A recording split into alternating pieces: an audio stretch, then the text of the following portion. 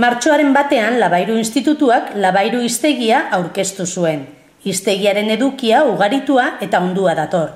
Aurkezpen ekitaldian Bizkaiko Foru Aldundiko euskera zuzendari nagusiak Mirendo Baranek hartu zuen parte eta eskertu zuen Labairu Institutuak euskararen alorrean egindako lana.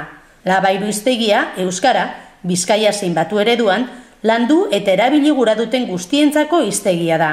Eskola mundurako aproposa eta hizkuntza lan tresna duten itzultzaile, idazle eta euskal profesionalentzat oinarrizko kontsulta liburua da.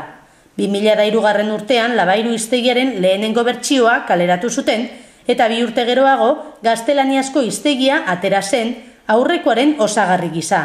2011aren amaieran Labairu hiztegi berria argitaratu zen.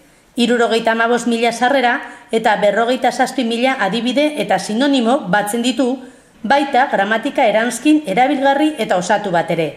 Terminologia zientifikoaren kopuru ere handitu eginda eta guztira 53 jakintza arlotako 12.000 termino inguru batu dira.